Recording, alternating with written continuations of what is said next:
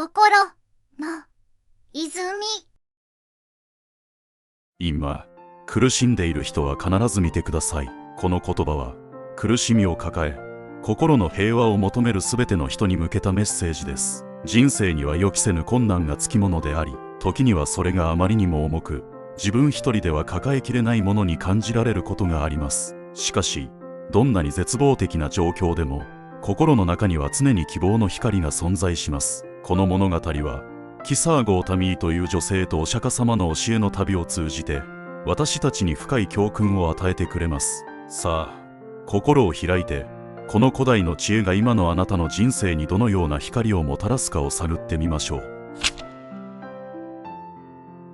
キサー・ゴータミーは、結婚して10ヶ月後に、まるで宝石のような男の子を出産しました。その子はいつも笑っており、彼女にとってこの上ない宝物でした。彼女は息子を命よりも大切に育てました。小さな手、大きな瞳、あなたの笑顔にはいつも癒されるわ。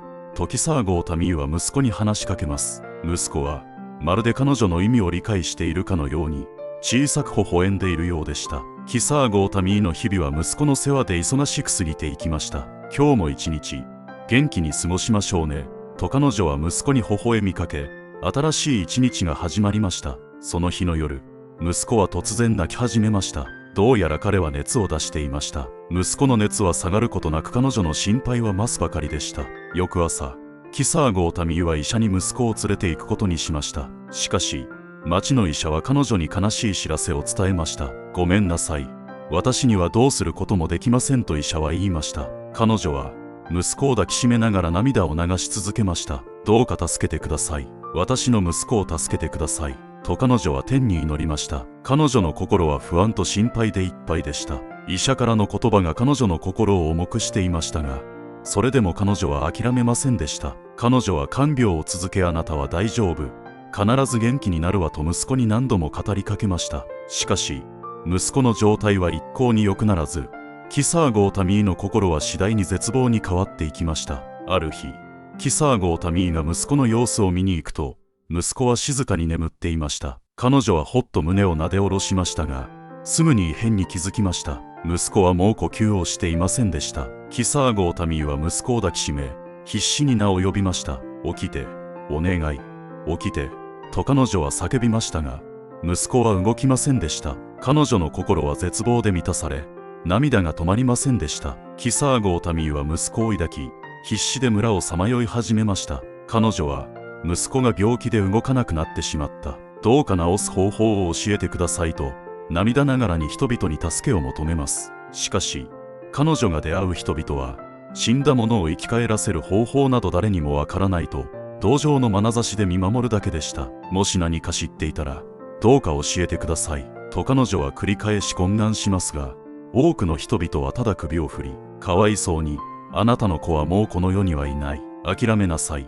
と言います。しかし、キサー・ゴータミーには、それを受け入れることができませんでした。そんなことはありません。絶対に息子を救う方法がありますと、彼女は決意を新たにして、次々と家を訪ねます。その中で、彼女は様々な人々の反応に直面します。ある家では、温かい言葉をかけられ、別の家では、冷たく突き放されます。しかし、彼女の絶望は、人々の同情を呼び、村の人々が彼女の苦しみを共有するようになります。やがて、彼女の前に一人の賢者が現れ、私は薬を知らないが、あなたの息子を治せるかもしれない人を知っている。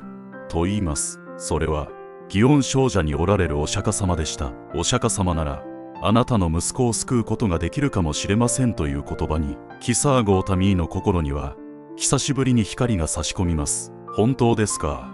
ご親切にありがとうございます。今すぐにでもお釈迦様のもとへ行きますと、彼女は感謝の言葉を述べ、お釈迦様のもとへと急ぎます。祇園精舎に到着したキサー・ゴータミーは、すぐにお釈迦様のもとへと案内されます。彼女の目には、深い悲しみと絶望が宿っていました。息子を抱きしめながら、お釈迦様の前に立つキサー・ゴータミー。彼女は、声を震わせながら、息子が動かなくなってしまったこと、どうしても諦めることができないという切実な思いを訴えます。お釈迦様は、深い慈悲の眼差しでキサー・ゴータミーとその息子を見つめ、優しく言葉をかけます。わかりました。しかし、その前に一つの条件があります。町へ行って、ケシの実をもらってきなさい。ただし、そのケシの実は、今まで死んだ人がいない家からもらってこなければなりません。キサーゴ・オタミーは、お釈迦様の言葉に希望を見出し、早速町へと向かいます。彼女は、一軒一軒家を訪ね、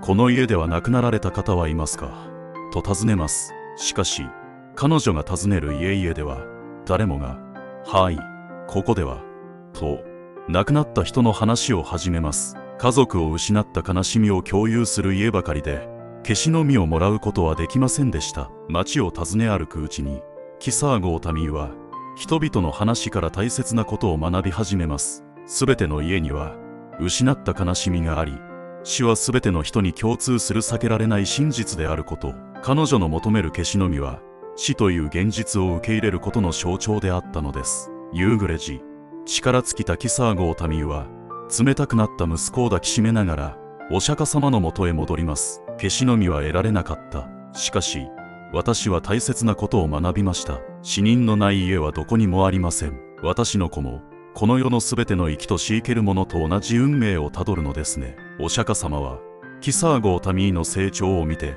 優しく微笑みます。そうです。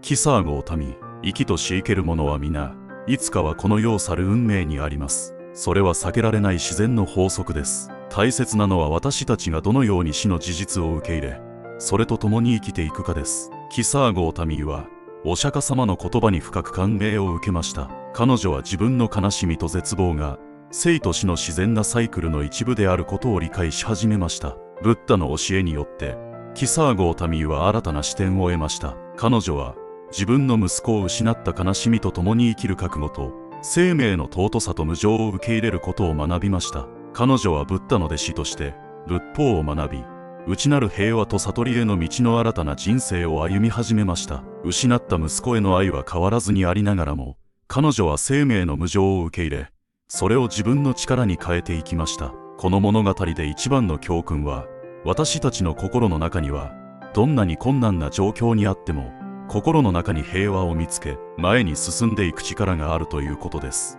私たちの日常は、予期せぬ出来事や困難に満ちています。キサーゴ・オタミーとブッダの教えは、それらに直面したとき、苦難を乗り越えるための知恵を示しています。ブッダが説いた、四法院と呼ばれる4つの重要な教えの中に、一切皆苦という教えがあります。これは世の中や人生は自分の思い通りにならないものであり、すべての物事に苦しみが存在するという真理を教えている言葉です。私たちの苦しみは、私たち一人だけのものではないということです。キサーゴ・オタミーが街中で経験したように、すべての家にはそれぞれの悲しみがあります。私たちの苦しみを共有し、他者の苦しみに共感することで、私たちはより強い絆を築き、互いに支え合うことができます。キサーゴ・オタミーの物語は、私たちの苦難と成長の旅路を照らす一つの灯火です。今苦難に直面し、一人で抱えることが難しい方がいるのであれば、